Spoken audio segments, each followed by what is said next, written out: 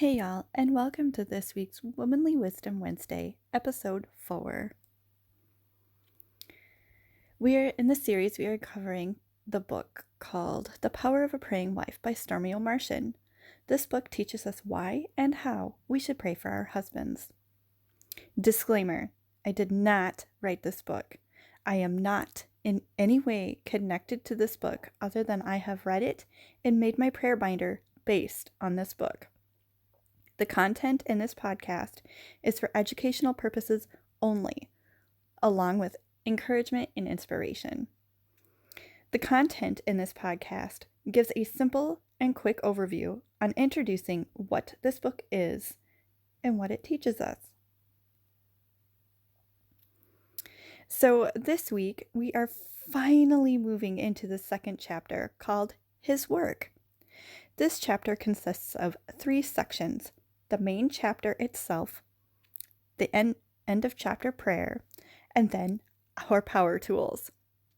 In this podcast, I will cover the chapter itself. This chapter starts with 2 examples of husbands and their work mentality, of which they are complete opposites. Here's a quote from the book. Bill seldom works. He's willing to let his wife Kim support the family while he pursues his dream. The problem is that Kim is not content to bear the entire burden of supporting the family on her shoulders indefinitely.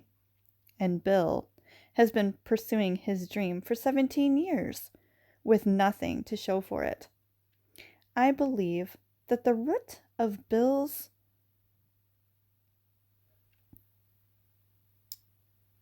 inactivity is fear. He's afraid that if he doesn't get the job of his dreams, he will end up in a job he hates and be stuck there forever. Stephen is working himself to death. He can never rest and enjoy the success of his labor. He seldom spends time with his family, and his teenagers are fast approaching adulthood. He doesn't work that hard because he has to, but because he is afraid. He fears that if he ever stops, he will be worth nothing in everyone's eyes, including his own. So, first we will cover the lazy man scriptures. Proverbs 15, verse 19 in the Amplified. The way of the lazy is like a hedge of thorns. It pricks, lacerates, and entangles him. But the way of life of the upright is smooth and open like a highway. Proverbs 21, verse 25 in the Amplified. The desire of the lazy kills him, for his hands refuse to labor. Proverbs 23, verse 21 in the Amplified. For the heavy drinker and the glutton will come to poverty, and the drowsiness of overindulgence will clothe one with rags.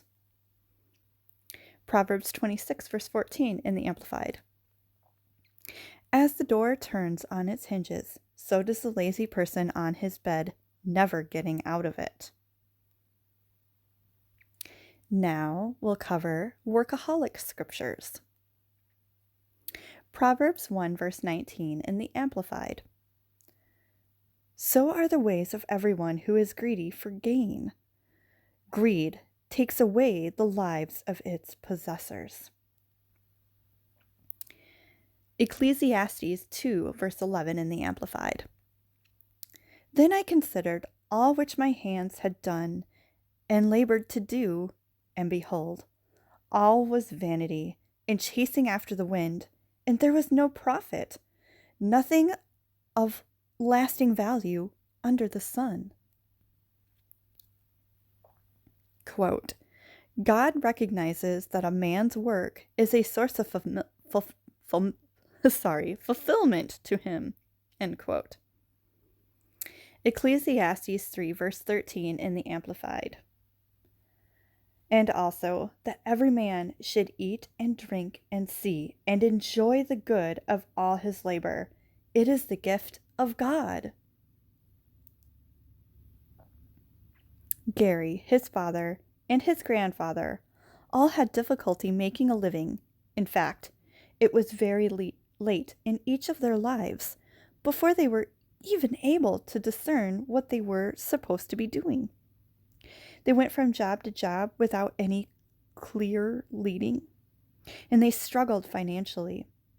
None of them had parents who prayed for them to have their gifts and talents revealed, to know the calling of God on their lives, to have doors opened to them, and to become all they were created to be. History tends to repeat itself without the intervention of God. Here's another excerpt from the book. If your husband didn't have praying parents, you can step into the gap. You can pray for his eyes to be opened to see what God wants him to do and where God is leading. Your prayers can help him feel appreciated and encouraged enough to recognize he has worth no matter what he does.